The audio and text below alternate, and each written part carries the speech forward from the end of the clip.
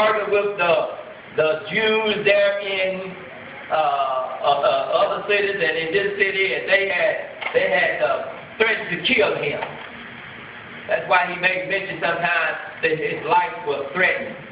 Out at sea so many days, and he was naked, and he was hungry often. And the reason for that was that many times Paul didn't have an opportunity to make provisions for himself. And we'll discover later on that no matter where he went, he had one opportunity. He would work and make tents because his background from a professional standpoint, he was a tent maker.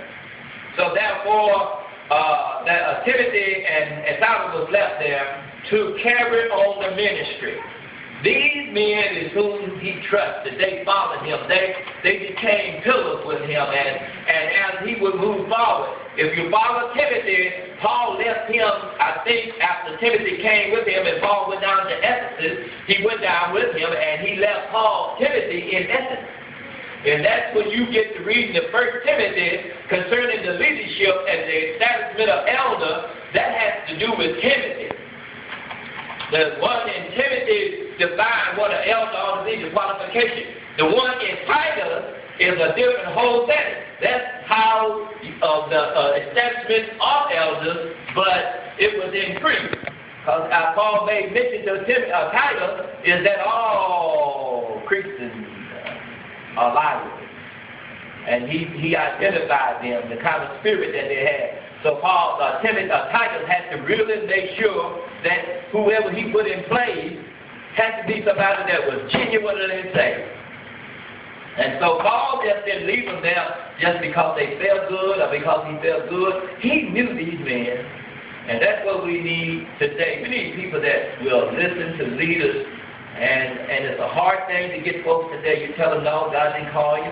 Next thing you know, they gone, they out, they done started to work. And there ain't nothing wrong with starting to work, but there is a set time for these things to take place.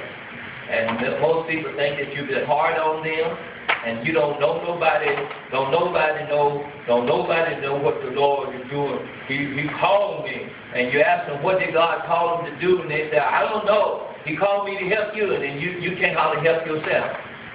How can you help somebody until you will help? You got to have somebody that you got to be able to help. What are you doing before? What are you doing before he called you? Are you out doing anything on the field? Are you talking to people? Somebody said, well, I asked them to come to church. That is not talking to nobody about Jesus. You asked them to come to church. You want me to talk to them. So the question is, what are you doing? What are you doing? Are you actually instructing them in the direction of the death, burial, resurrection, and informing them what they need to do in order to be saved and what they got to give up in order to come over here and be with Christ? What are you doing? How many individuals have your life had an effect upon? These are the things that we need to understand as believers in God.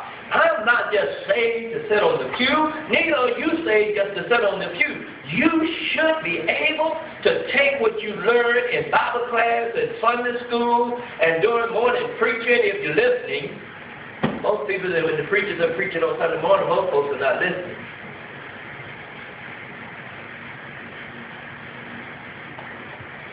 Because their mind is at home on that chicken they got on in the oven. They got their mind set, going home, sitting down, watching the ball game. We have to be focused. We have to be focused. But these are just some of the elements that come along with this, y'all. And they who conducted Paul brought him unto Athens. Oh, he got down to a place. He's going to a place now. If you talking about the Godhead, you talking about a man preaching something dynamic, and I went down there to preach, and he went down to preach a message. He had no idea, never been there. But one writer said that they had so many false gods down in Athens.